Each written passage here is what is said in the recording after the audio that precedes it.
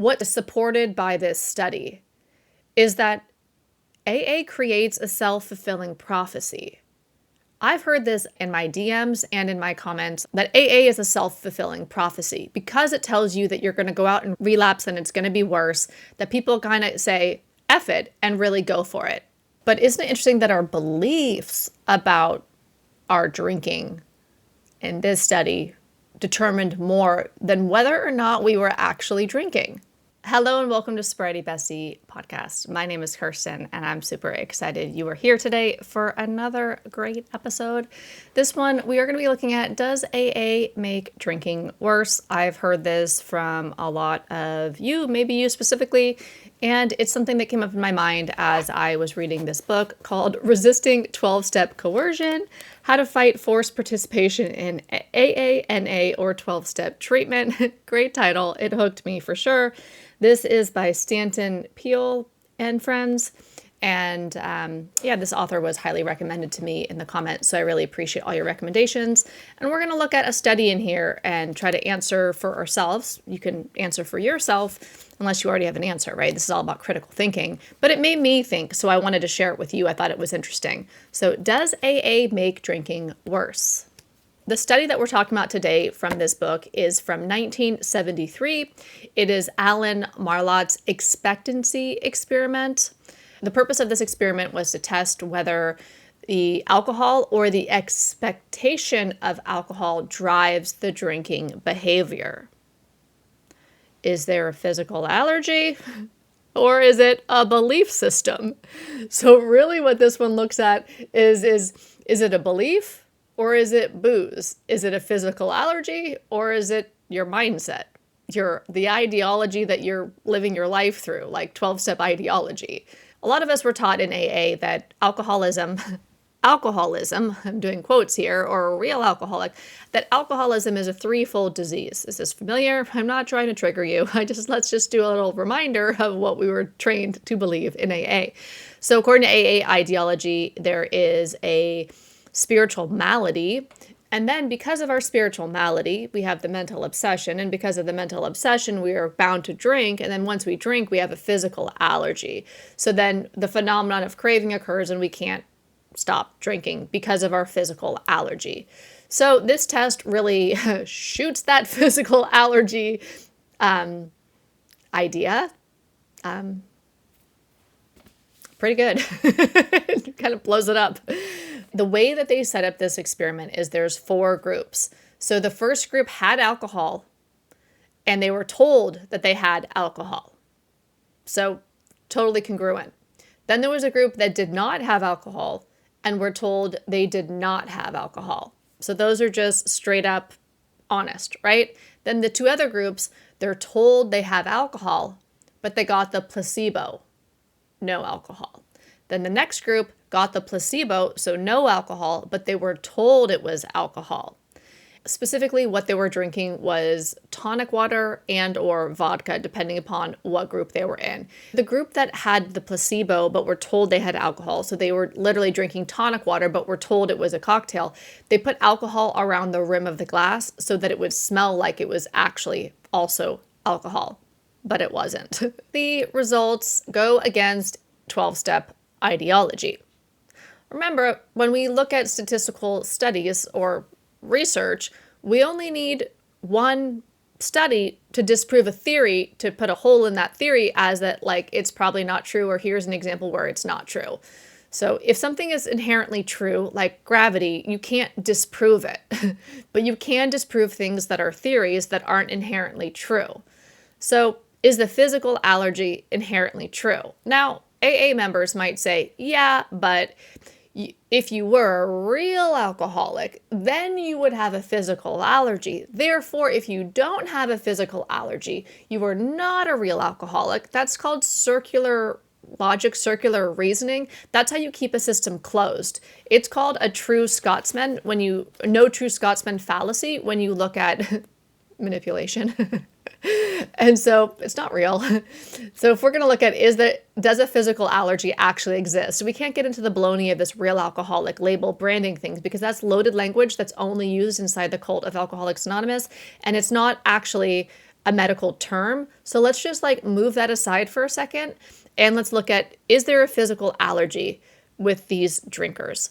And so what they found is that when the people were told that they were drinking alcohol, so they had the expectancy of drinking alcohol, they took larger sips, they drank more overall, they drank faster, and they showed more disinhibited behavior.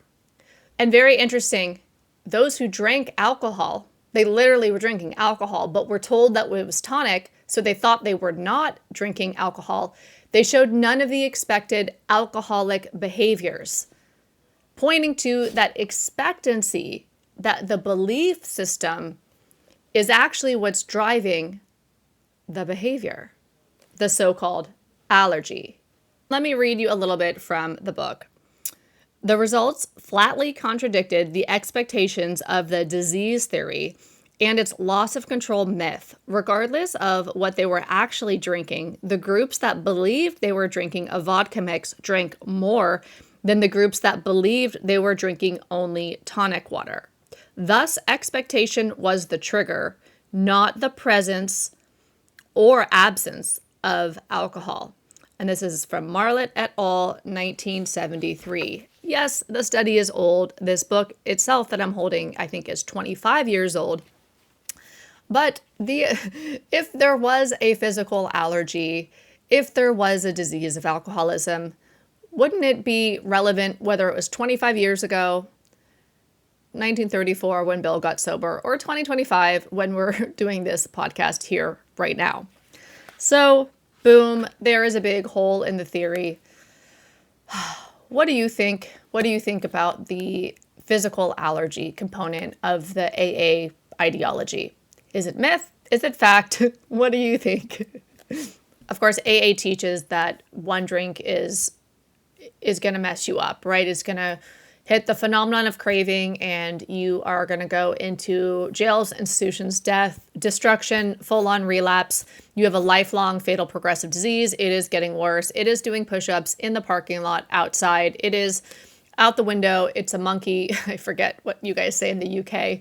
It's the monkey out the windows doing push-ups. I think that's the one. No matter where you are in the world, globally, we have a delusion in Alcoholics Anonymous that something is doing push-ups outside, which is your disease getting stronger. Really drink and really do what they're taught in AA that they're going to do. There's even a study in here, interestingly enough, a tangent on a tangent. You know I love my tangents. It's ADHD moments. I don't even know. I like good tangent. I'm drinking coffee. It is the morning over here.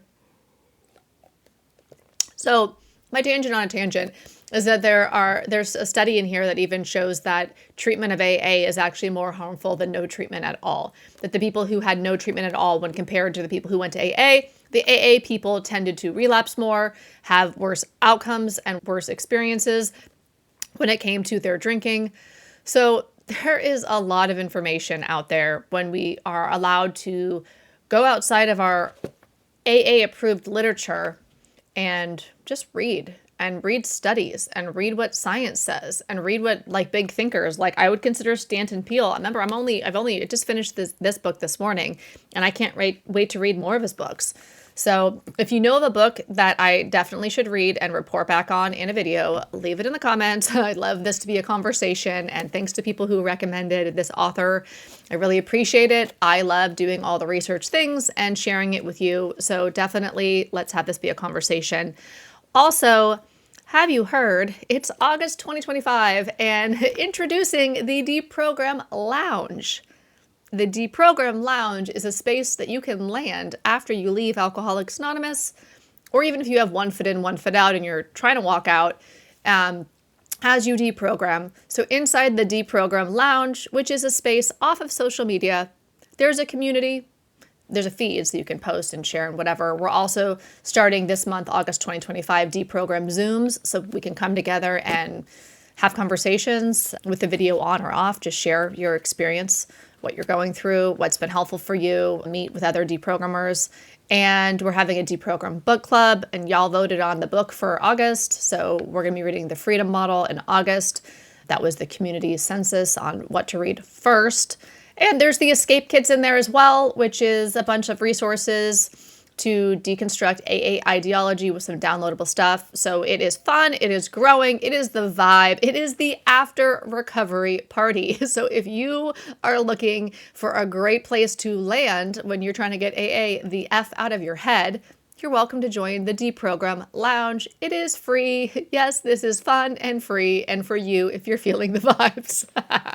I'll link it below if you want to join. We'd love to have you in there. I think we're doing the book club the 3rd or 4th week of August to do that as a call in there if you want to join for that. I really thought it was interesting that it's our belief, and don't we get so many beliefs about alcohol from Alcoholics Anonymous that are mostly from the 1930s and mostly not science-backed at all, or really reality-backed in a lot of ways.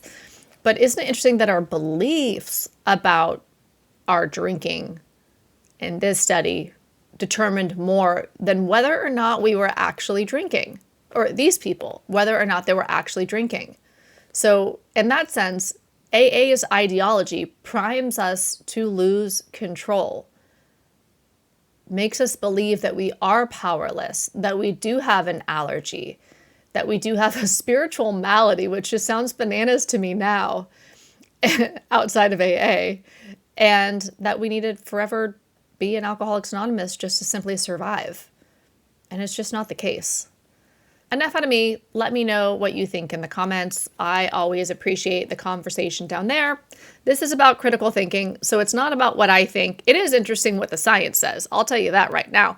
But I want to hear what you think about the science. What do you think about it? Definitely join the conversation in the comments, and maybe I will see you in the Deprogram Lounge. That's it. That's enough out of me for today. All right, I'll see you in the next video. Bye.